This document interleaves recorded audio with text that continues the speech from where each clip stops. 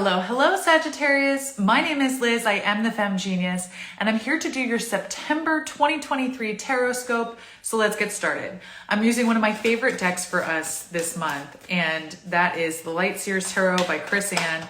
And I want to say that I already have this song playing in my head, and it's so funny because it's one of these songs where I had never heard it, but then when I finally did, everyone I knew was telling me like, I know this song. And I was like, how did I miss this one?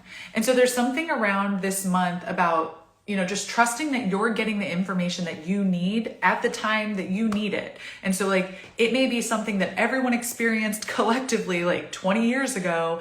And yet now, because it's relevant for you on your personal journey at this time, so we're talking about like divine timing already coming in and you really trusting like, okay, apparently everyone else knew that this is the way things worked, but I didn't. And now I do. And I'm super excited about it. It's almost like, and listen, I don't want to use this example, but I'm going to anyway.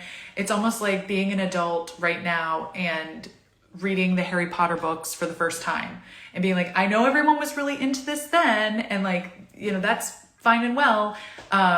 It wasn't meant for me then. It's meant for me now. And, you being able to receive what's coming through for you as part of that experience because you did trust. Nope, this isn't the time. Nope, this isn't for me. Nope.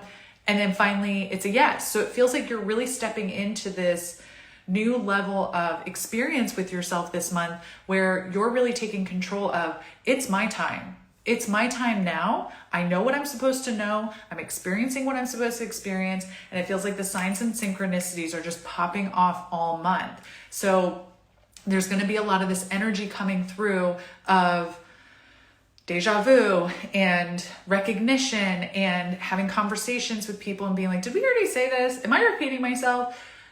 It just feels like there's this confirmation coming through all month, especially saying like, Sag, your bow is out, your arrow is engaged, you're on the target. You get to decide if and when you want to let that arrow loose, because maybe you don't even have to do that. Oh, I love it. Okay, so let's see what the cards are saying. All right. This is so funny. I just had a very similar reading with a client, one-on-one client. So I don't know if she's a Sagittarius, but it's very interesting. So the first two cards that came out were this 5 of Wands and this 7 of Wands. And so it feels like what we're also being called to do this month is to really let ourselves get clear. And by getting clear, it usually means that we have to get a little messy, that we have to let ourselves get a little bit messy and start figuring out what's getting our defenses up. Where am I feeling like I'm being confronted with either truths or untruths about myself that I need to actually address this time? And it's not the same energy as like being, defensive and like, escalating something.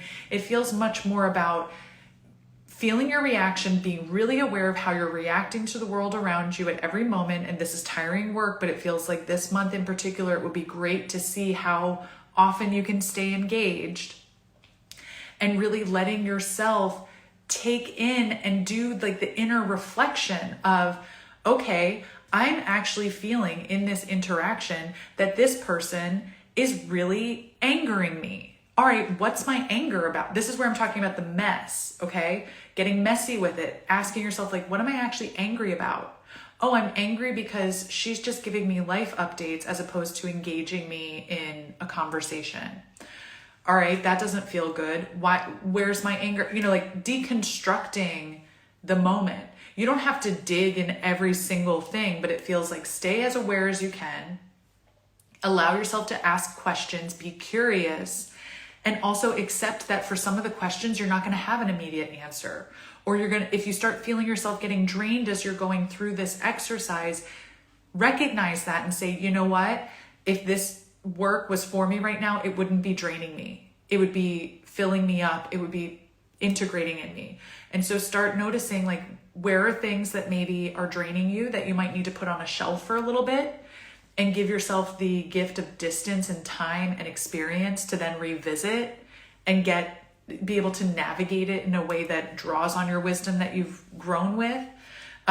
It just feels like there's a lot of this kind of, I just want to say, like, it just kind of feels messy or muddy inside, which is not necessarily bad, because what's happening alongside of that, that's going to really be bringing in a lot of that clarity energy, is we have the Two of Cups and the Page of Wands. So it's like, you are so supported in this whole thing by tangible, real other people.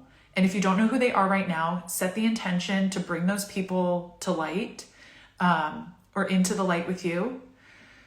There's also this energy of feeling supported by the universe, feeling supported by your higher self, feeling supported by your own depth of your heart and your knowing of yourself. So there's all this support, this loving embrace that's holding you in this work this month as you're, having to kind of witness your emotions in a different way, witness your reactions in a different way. And it feels like being able to do this and being able to actually finally rely on the people around you, it's going to set you into this whole new energetic cycle where I feel like you're Dorothy on the yellow brick road. Like, you just have all these companions, you have all these messengers, you have all these, it's really pulling me back into the intuitive journey again too, where your guides are going to be really present with you. And that's such a beautiful feeling. So allowing them to be part of this unraveling with you. And what this is going to do is it's going to take like all of this dreamer energy that you've been chastised for in the past, where everyone's like, get your feet on the ground, pigs can't fly. And you're like, yeah, they can. Guess what? They can, because I can do anything. And it's going to make that really tangible. This is the Nine of Pentacles. It's going to bring it in, all that dreaming. It feels like it's going to finally be like low-hanging fruit that's yours for the picking. So Sagittarius, all these readings this month are taking such a heavy turn, but I just want to say, like, it feels like there's heaviness, but there's also so much support, and there's so many like actual tangible results that are going to be coming in. And so if you can hang in and be like, okay, I'm trusting that the resources are coming, I'm trusting that all this is unfolding, you can do this. I'm here for you. This collective is here for you. The universe has your back. Your guides have your back. And I'm just excited to see what we can create this month. So I'm wishing you all the best, Sagittarius. I hope this helps, and I will see you again in October. Bye.